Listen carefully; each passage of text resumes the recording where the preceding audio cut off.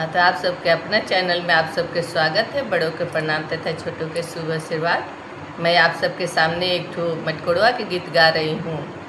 हे बाबा पंडित बोला दी सुदीन देखे के, पापा पंडित बोला दी कई घरी अदरा कई घरी भदरा, कई घरी अदरा कई घरी भदरा, कई घरी बबुआ के माटी कोड़े के।